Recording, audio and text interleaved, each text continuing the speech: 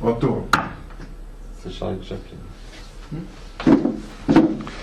Ok, donc on reprend le cours de Chumash avec un petit peu de retard puisqu'on est déconnecté, puisqu'on n'a pas repris le Bet HaMidrash avec Parshat Bereshit véritablement, et en tout cas pas le Shiur et Parshat Bereshit, donc on reprend un petit peu en retard et on rattrapera vite. Bekitsour, sur Parshat Bereshit, qui contient en vérité tout ce qu'on pourrait étudier, comprendre et dire pendant des milliards d'années-lumière, on va, rien que sur Parshat Bereshit bien sûr, n'oublions pas que le Tikkuné HaZohar, la partie la plus profonde du Zohar, a été écrite sur seulement l'explication du mot Bereshit.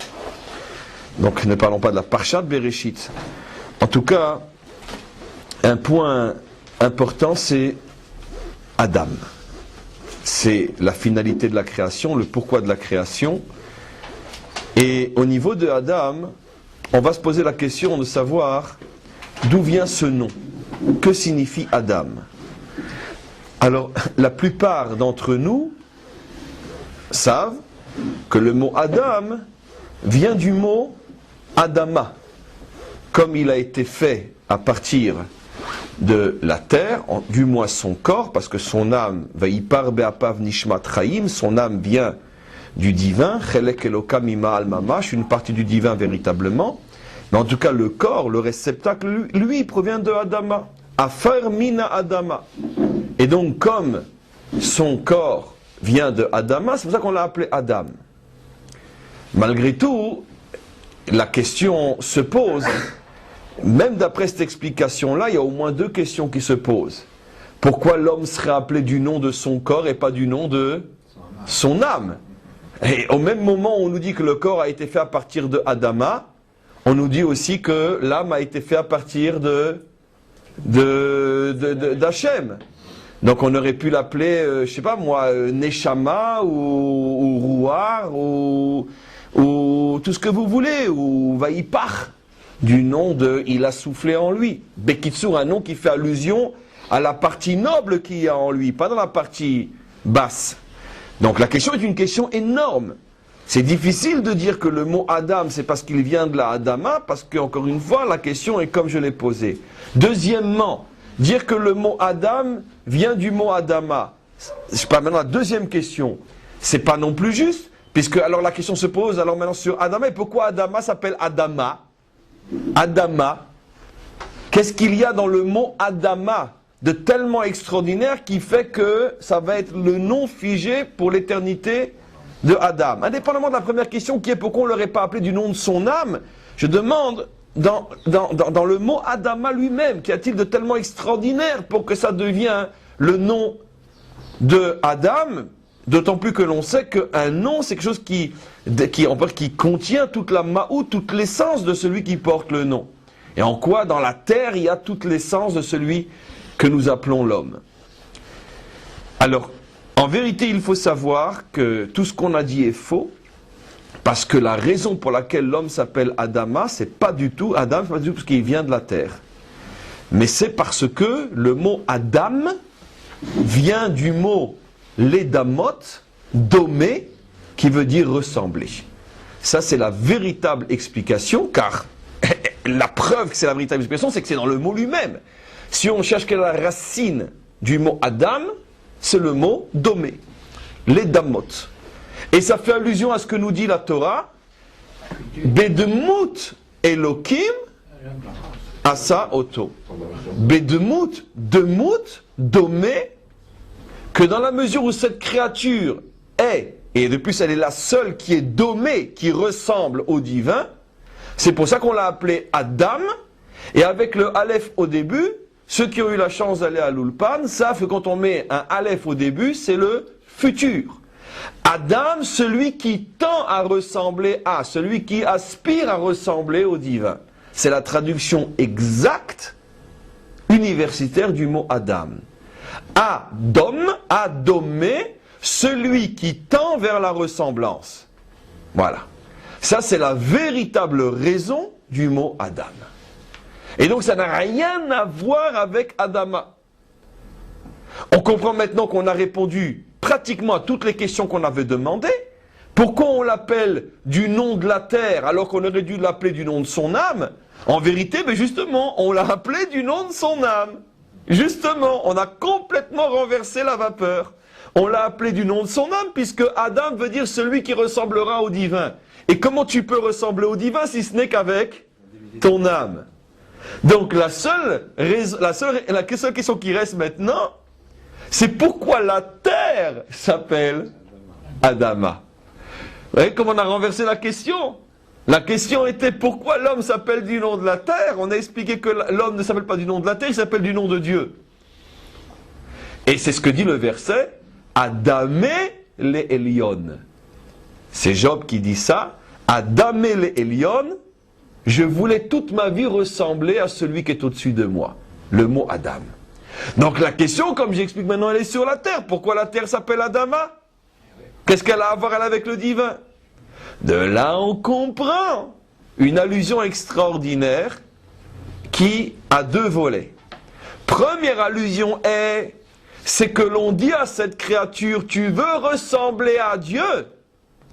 Alors on aurait pu croire que pour ressembler à celui qui est au-dessus de moi, il faut que je m'élève vers celui qui est au-dessus de moi.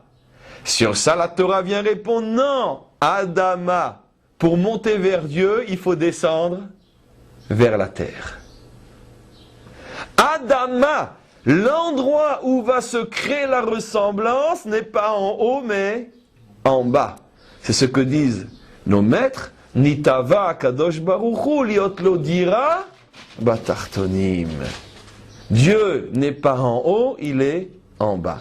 Le réflexe naturel aurait été, c'est d'ailleurs celui de toutes les religions, de dire, si tu cherches Dieu, il faut te déconnecter du bas et t'élever vers le haut. Vient la Torah, quand on a la clé pour la comprendre, et elle nous dit, mais non, tu t'appelles Adam parce que tu veux ressembler à celui qui est au-dessus de toi. Mais le paradoxe est que pour trouver celui qui est au-dessus de toi, il faut que tu descendes vers ce qui est en dessous de toi. Et pourquoi? Parce que Adam signifie dommer, celui qui ressemble. Comment tu vas ressembler à Dieu? En faisant exactement comme lui.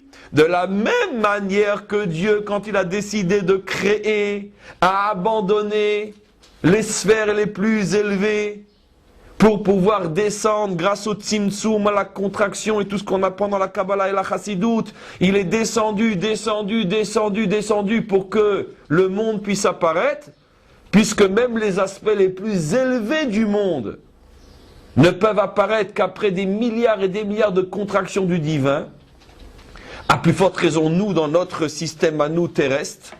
Donc pour que Dieu puisse créer, il a besoin de descendre.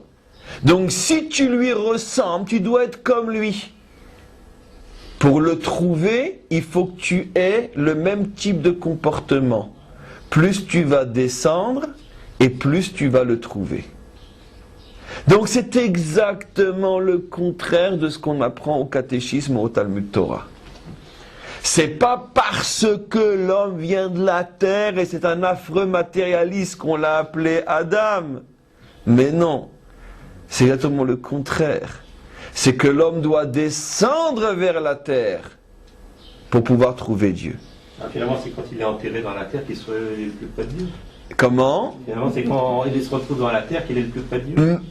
Oui, malheureusement, à cause de la faute. Ça veut dire que, normalement, ça aurait été lorsqu'il est sur la terre, et comme il n'a pas été zoré, pour l'instant, c'est lorsqu'il est dans la terre. Mais ça reste toujours la même idée. C'est qu'au moment où tout le monde sort du cimetière et dit c'est fini, en vérité, ça veut dire que, pour lui, tout commence.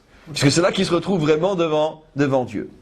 Et donc, effectivement, ce n'est que, vous savez, il y a d'ailleurs une histoire extraordinaire à ce niveau-là, une histoire très sérieuse qui est rapportée par tous les Rebbeim de toutes les Chassidoutes, que le Baal Shem Tov, avant de se voiler, on ne dit pas mourir pour un tzaddik, avant de se voiler, a confié à ses élèves, ses Chassidim les plus hauts, comme le Maguid de Mezrich, qui était autour de lui, que s'il l'avait voulu, il aurait pu monter directement dans le ciel, corps et âme, comme Eliyahu Hanavi l'a fait, mais il n'a pas voulu, il a voulu passer par le sol, l'enterrement et le retour à la terre, parce que c'est la manière la plus rapide d'arriver en haut.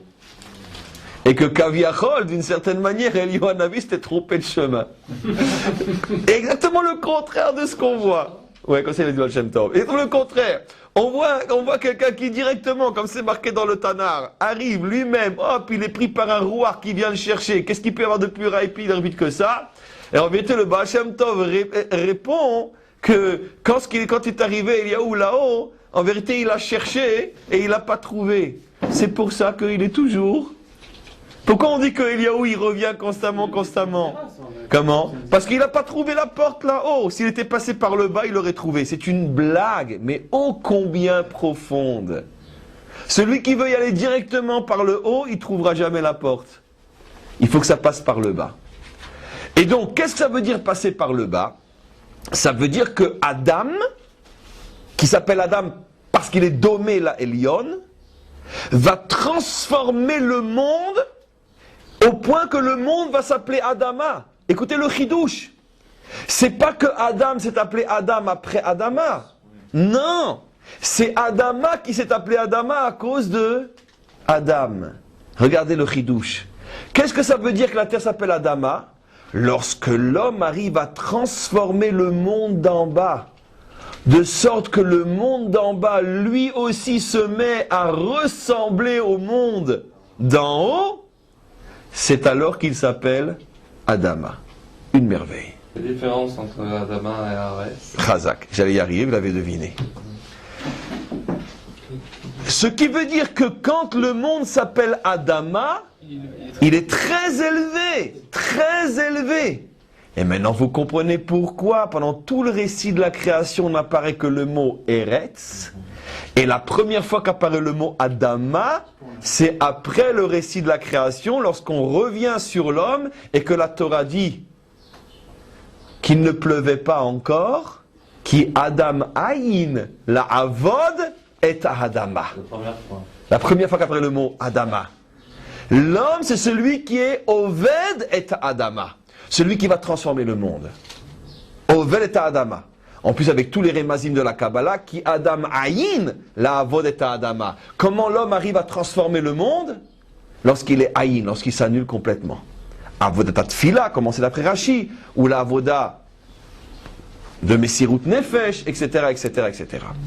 Et donc, à partir du moment où l'homme va transformer le monde en travaillant dans le monde, et il va transformer le monde au point que le monde d'en bas, qui semblait complètement déconnecté du monde d'en haut, comme s'il y avait deux entités, non seulement qui sont déconnectées l'une de l'autre, mais même qui s'opposent l'une de l'autre.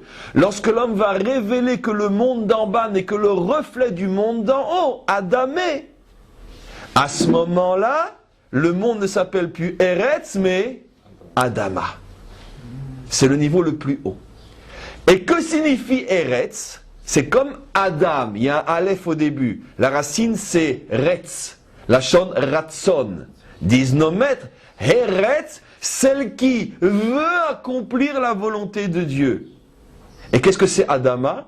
Celle qui ressemble à Dieu. C'est-à-dire, il y a une potentialité au début, Eretz, et Rotsa, je voudrais bien être selon la volonté de Dieu, mais j'y arrive pas, pourquoi? Adam Aïn. Parce qu'il y a Chet à... Comment c'est dans le passage qui dit qu'il y avait la faute de la terre? C'est Eretz qui emploie. C'est Eretz, bien sûr c'est Eretz. Vatotse à Aretz. Voilà. Et donc, on va y arriver.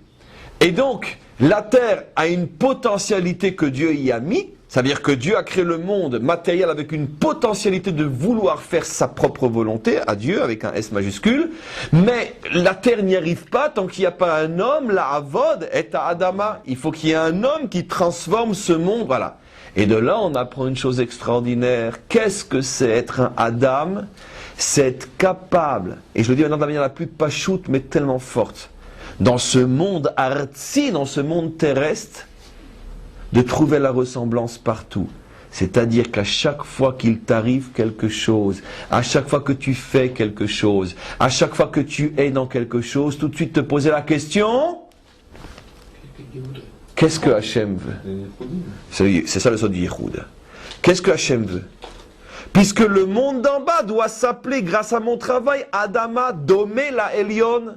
Ce qui veut dire que la personne que j'ai rencontrée, c'est pas fortuit. Ce qui m'est arrivé n'est pas gratuit. Là où j'habite, c'est pas par hasard. Celui avec lequel je suis marié, c'est pas par hasard. Le travail que je fais, c'est pas par hasard. Combien je gagne, c'est pas par hasard. Le coup que j'ai pris, c'est pas par hasard. Puisque tout ce qui est en bas n'est que le dimayon, n'est que le reflet de ce qui est en haut. Lorsque je vis en pensant que quoi? Qu'il y a une déconnexion, et que je ne fais pas le rapprochement ensuite entre le bas et le haut, je ne m'appelle pas Adam. C'est pour ça que nos maîtres disent Atem kruyim Adam ve'enu mot haolam kruyim Adam. Pourquoi les umot haolam ne s'appellent pas Adam? Parce que les nations sont absolument incapables de comprendre que chaque chose dans ce monde n'est que le reflet de la volonté de Dieu. Qu'est-ce que les nations disent? Les nations disent, mon royaume n'est pas de ce monde. C'est ce que David Ameller le dit si bien dans le Hallel. Ashamaim, Shamaim Lashem, Ve'aretz, Natnali Bnei Adam. Qui dit ce verset? Les Goyim. Il le dit au nom des Goyim, disent les commentaires. C'est eux qui parlent comme ça. Ashamaim, Shamaim Lashem, notre Père qui est au ciel, surtout, restez-y. Et donc, Ve'aretz, Natnali Bnei Adam. Alors il s'appelle comment le Ben Adam de Umot Haolam? C'est-à-dire qu'il n'est pas Adam. Il est Ish. Il est Ish. L'homme s'appelle Ish. C'est pour ça que je dis tout le temps, je vous l'ai déjà dit des centaines de fois, il ne faut jamais traduire Adam par l'homme.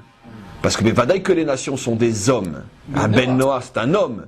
Il est un Ish. Adam ne signifie pas homme. Adam veut dire le ressemblant. Ben Adam, voilà. Ben Noah. Non, oui, si on veut par abus de langage, mais quand on parle maintenant profond, le langage de l'étude, Atem kruyim Adam, ve'enu mot haolam kruyim Adam. Il se peut que l'expression Ben Adam fasse allusion à ce qui est sorti de Adam, c'est-à-dire les Bnei Noar, peut-être, effectivement, c'est possible. Bnei Noar, Ben Adam, ça serait donc finalement Noar et ce qu'il y a après, Nachon. Mais Adam, Isha, c'est celle qui... Non, Adam, ça inclut Zachar Venekeva. Ah, attention! Ish et Isha, c'est l'homme et la femme. Adam inclut tout être, féminin ou masculin, qui lorsqu'il est en bas, arrive toujours à se connecter à ce qui est en haut. Et ça n'a été donné que au Ham Israël, puisqu'il n'y a que le Ham Israël qui a la Torah, qui est donc le principe de la connexion. On pourrait bien sûr se poser la question, oui, mais ce que je dis, c'est peut-être vrai pour le christianisme, qui effectivement est la religion du ciel. Mais qu'est-ce qu'on va dire sur l'islam, qui apparemment est une religion terrestre? Alors le problème c'est que justement, le Inyan est le chibour des deux. D'accord? On sait très bien que Esav dit Dieu est amour, et Ishmaël dit Allah Akbar, Dieu est fort. L'un ne retient que le chesed, l'autre ne retient que la gvura. Qu'est-ce que nous on dit? Hashem Echad, il est les deux à la fois. Il est amour et Akbar. D'accord? Il est deux à la fois. De la même manière, le christianisme dit Dieu est dans le ciel. L'islam dit Dieu n'est que sur la terre, en ce sens que il y a un écrasement total de toute notion humaine. Et c'est une omniprésence, on pourrait dire, explosive dans tous les sens du terme. Il n'y a pas de place pour l'homme. C'est pour ça que dans cette religion-là, Dieu prend trop et toute la place, au point que l'homme n'est plus rien, puisque le serviteur de Dieu n'est bon qu'à porter une ceinture et se faire sauter au milieu d'une foule. Ça veut dire qu'il n'est qu'un canon, il n'existe plus en tant qu'humain. Israël, c'est la synthèse des deux. C'est-à-dire que, Nachon que la terre s'appelle Adama, Nachon que l'homme doit vivre en faisant ressembler ce monde à celui d'en haut, Aval Adamé la Elion, il y a un haut, il y a un bas, ne confondons pas. Il y a un haut, il y a un bas. Ça veut dire il y a Dieu et il y a l'homme. Et de la même manière qu'il n'est pas question que l'homme écrase Dieu, il n'est pas non plus question que Dieu écrase l'homme. C'est un problème de symétrie entre le monde d'en haut et le monde d'en bas. Pourtant on dit qu'on est battel, on doit être battel. Mais battel, ça ne veut pas dire que tu es écrasé, ça veut dire que tu perds ta dignité. D'accord? Lorsque tu t'annules Bechavod devant un bon roi, il te relève et te redonne toute ta dignité. Un bon roi, David Ameller, quand le prophète Nathan se prosternait complètement devant lui, qu'est-ce que lui disait David Ameller? Mais relève-toi donc. Et après, quand c'est Nathan qui commençait à parler, David s'annulait complètement à son tour. Et quand Nathan se permettait c'était le seul qui pouvait faire des remontrances à David. Et David s'annulait complètement. Quand Nathan il a parlé, David il disparaît. Et pourtant, quand ils se rencontraient, c'est d'abord Nathan qui s'annulait devant. Ça veut dire que l'annulation que j'ai devant Dieu n'est pas ma disparition. C'est la reconnaissance de sa grandeur pour que lui-même, après, il me redonne ma propre dignité. Le bitoul, c'est quelque chose d'extrêmement subtil, qui n'a rien à voir avec l'écrasement, tandis que dans l'islam, l'homme est écrasé. Il n'est rien, il est des morceaux d'humain, puisqu'on le déchiquette avec ses bombes. Donc, ça n'a rien à voir. Et donc, c'est justement, c'est ça la notion de Adamé. Je dois ressembler, mais je ne dois pas disparaître complètement. Quand je ressemble à quelqu'un, je reste avec malgré tout ma propre existence, même si je lui ressemble. Deux jumeaux qui se ressemblent. Chacun, malgré tout, existe comme une entité séparée, bien qu'ils se ressemblent. La ressemblance, c'est pas la disparition. Et l'annulation, le bitoul, n'est pas non plus la disparition. En français, c'est difficile de voir la différence entre annuler et disparaître, mais c'est ça, on pourrait dire toujours le drame d'une traduction. Nous, malheureusement, on traduit bitoul par annulation, donc on a la question. Mais le mot bitoul ne veut pas dire s'annuler. D'ailleurs, je vous avais déjà expliqué, maintenant je me rappelle. Dans le mot bitoul, il y a la racine tol, qui veut dire en français prends.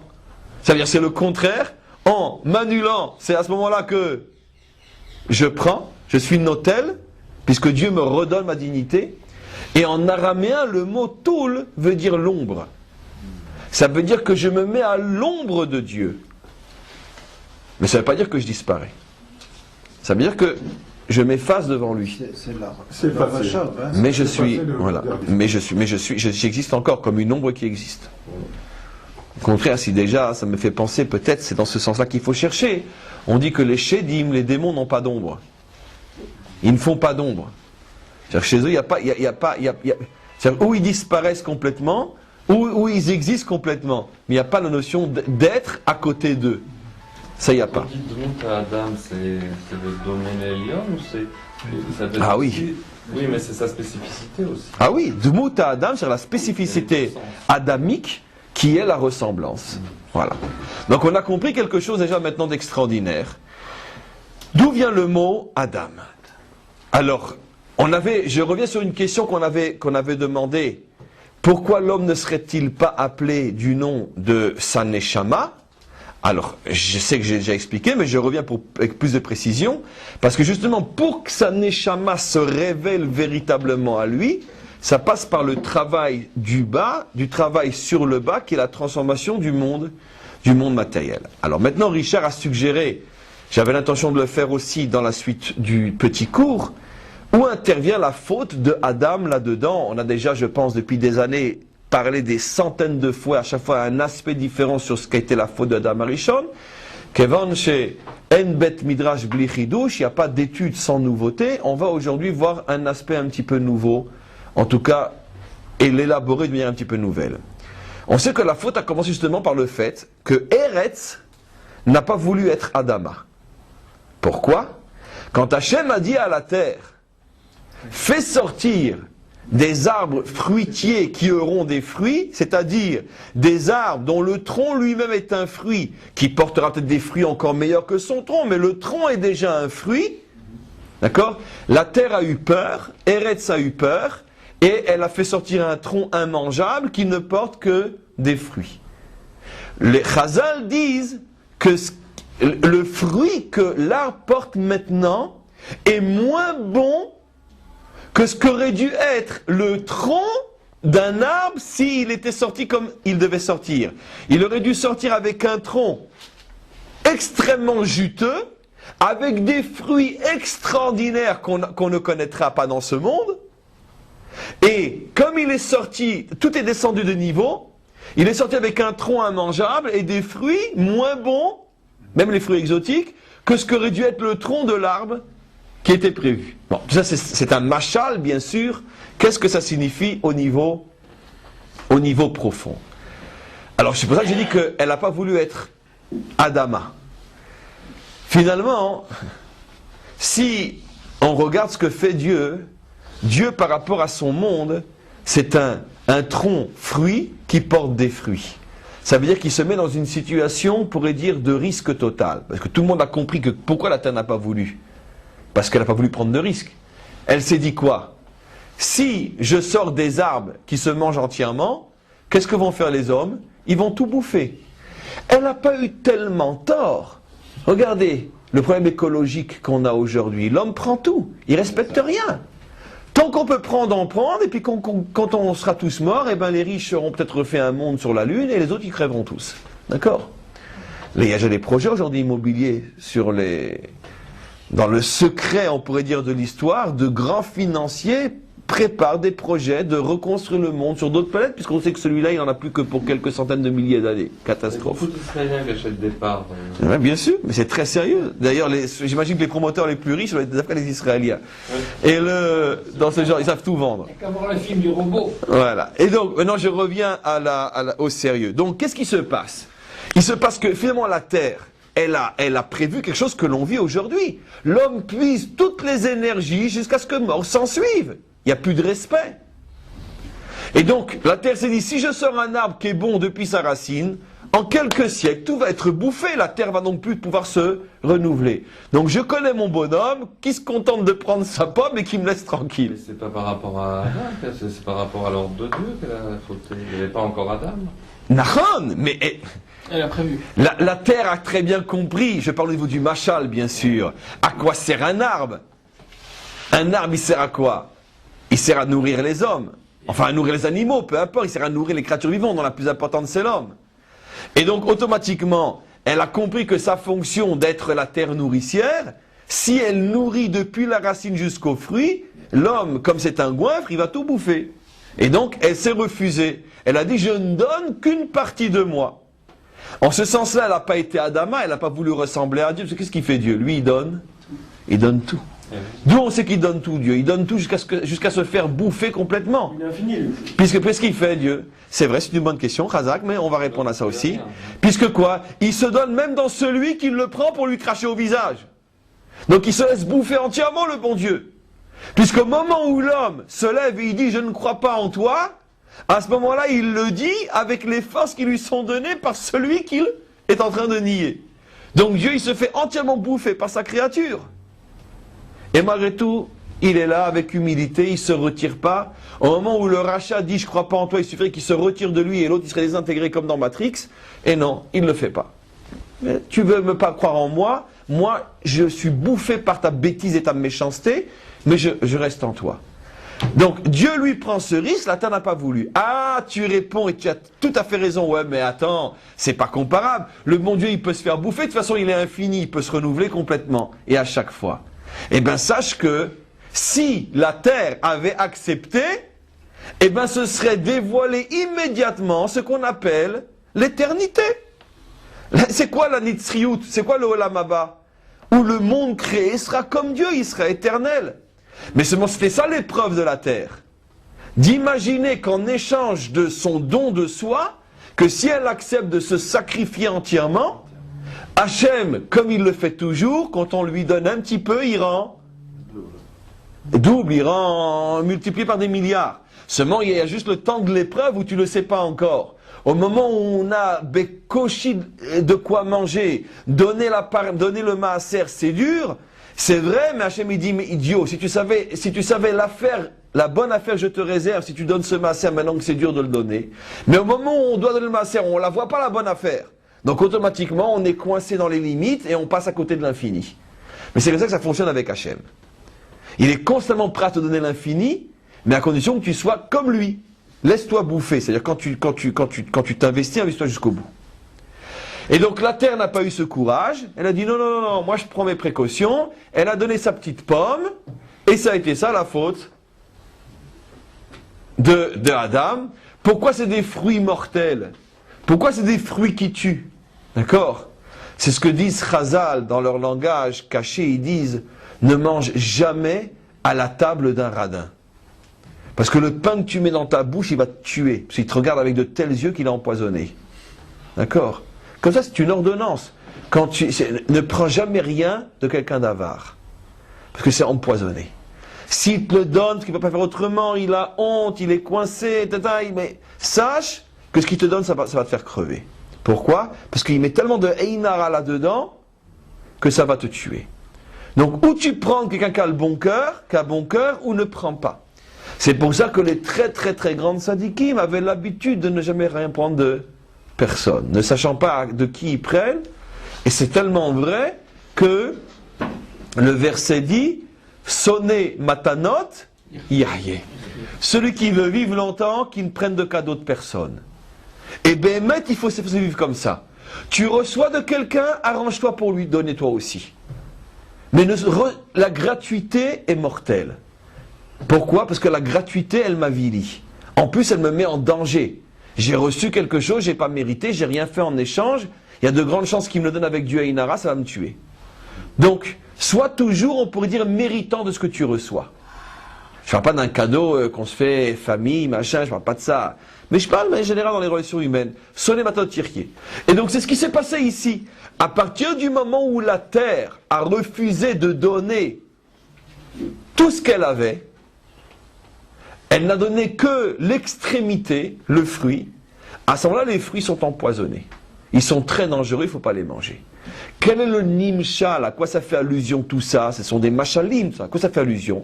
Ça fait allusion au fait que quand tu fais le bien, fais-le jusqu'au bout, fais-le en t'investissant complètement, ne donne pas à la dégoûter, ne fais pas parce que tu as honte ou parce que tu veux t'acquitter, fais-le complètement. Olam chesed yibane, le monde est créé sur le principe du chesed, et c'est ça toute la avoda de l'homme. D'ailleurs, ça rejoint le premier cours de ce matin, ce chilou, ce chibour, cette unité entre, on pourrait dire, je me souviens plus en quoi ça rejoint le cours de ce matin. Ce chibour, ça m'est sorti de la tête, c'est pas grave. En direct, ça fait un peu nul, mais bon, les gens en direct apprendront que le Rav Zinovitch, il se fout totalement de ce qu'on pense de lui, et si vous pensez que je suis nul, eh ben c'est pas grave. Et donc j'ai oublié ce que je voulais dire, mais c'est pas grave. En tout cas, jusqu'à présent, c'était intéressant quand même. Donc maintenant, oui. Le fribourg entre ce qui est... Qu'est-ce qu'on a dit ce matin qui est lié à ce que je voulais dire maintenant? Oh là, je l'avais dans la tête, et puis paf, c'est sorti. Mais c'est pas grave. Bon, ben c'est ça les inconvénients du direct, c'est qu'on peut pas se la jouer. Donc, on continue. Maintenant, après avoir compris tout ça, essayons de comprendre, pour les quelques minutes qui nous restent, où se joue plus profondément encore la faute. Le fait c'est qu'on a plus ou moins expliqué pourquoi les arbres et pourquoi les fruits étaient empoisonnés. Ça fait allusion au fait que lorsque l'homme ne s'investit pas totalement dans le bien qu'il fait, le peu de bien qu'il fait est plus dangereux que s'il ne faisait rien. C'est un chidouche énorme en soi. C'est un chidouche énorme en soi. C'est pour ça d'ailleurs que Chazal dit, et c'est la fin du premier chapitre du Tanya, Chesed le'umim hatat. Le bien que font les nations est une faute. Pourquoi? Parce que comme c'est clair qu'une nation ne fait le bien que vraiment lorsqu'elle est contrainte de le faire, mais tant qu'elle peut éviter de le faire, elle ne le fait pas. Et lorsqu'elle le fait à la dégoûter, ou parce qu'elle a un intérêt à le faire, automatiquement ce bien-là, il est dangereux. Il est très dangereux. C'est-à-dire que la Torah nous révèle qu'un bien mal fait est plus dangereux que de ne rien faire du tout. Alors bien sûr, ça ne va pas être la porte ouverte à dire, mais puisque je ne sais pas bien faire le bien, je ne vais rien faire. Parce que dans les deux cas, c'est pas bien. Mais il y a une avoda à quand tu fais quelque chose, fais le bien. Un exemple qui est donné aussi dans la Gemara, que je vous ai déjà rapporté, la Gemara dit qu'il y a un homme qui donne à manger à son père les mets de Shlomo Ameler en son temps et qui va en enfer, et un homme, enfin un fils qui donne un crouton de pain à son père et qui va yachar au Gan Eden. Comment? C'est-à-dire que si on parle d'un père qui est, on pourrait dire, qui est dépendant de ses enfants, un vieillard, machin, ça, qui a besoin maintenant d'être pris en charge par sa famille, d'accord? Si tu donnes à ton père même ce que Shlomo Ameler mettait sur sa table, mais en lui faisant comprendre qu'il t'agace, il t'énerve et il est sénile, et tu lui fais honte, d'accord, tu vas directement au Gehinam. Alors que si tu n'as pas grand-chose, tu dis papa, je n'ai qu'un crouton de pain pour toi, et il se casse ses fausses dents avec, mais tu lui donnes avec le sourire et avec l'amour, tu vas directement au Gan Eden. Pourquoi? Parce que quand tu fais un bien mal, c'est terrible. C'est terrible. Alors maintenant, on va revenir à un aspect de la faute. Le paradoxe c'est que la Torah elle-même nous dit que de tous les arbres qui étaient dans le Gan Eden, toujours selon le Mashal, le plus beau de tous, le plus attrayant de tous, le plus séduisant de tous, même sur le plan intellectuel, Nechmad le'askil, c'était l'arbre de la connaissance, celui qui était interdit. Alors pourquoi c'est comme ça? Pourquoi l'arbre le plus dangereux se présente de la manière la plus extraordinaire? Alors on pourrait très bien répondre comme au catéchisme et dire parce que justement c'est ça l'épreuve pour voir si vraiment tu crois en Dieu et tu as confiance en lui, donc il t'éprouve en faisant en sorte que le mal se présente d'une manière extrêmement séductrice. Pourquoi je dis c'est du catéchisme? Parce que c'est absolument impossible de soupçonner Dieu de s'amuser à poser des pots de banane. L'homme est capable de mettre des pots de banane sous les pieds de son prochain, mais Dieu ne met pas de pots de banane sous les pieds des hommes. Dieu n'a pas créé le monde pour que l'homme trébuche. Et il n'y a aucune raison qu'il crée le mal plus beau que le bien. Il n'y a aucune raison. C'est pas vrai, cette expression est fausse et mensongère. Non. C'est pas pour ça que l'arbre qui tue est beau. C'est pas pour te séduire, pour que tu meurs plus facilement. C'est pas de ça qu'on parle. L'arbre qui tue est beau, parce que véritablement il est beau. Et pourtant il tue. Il est véritablement beau.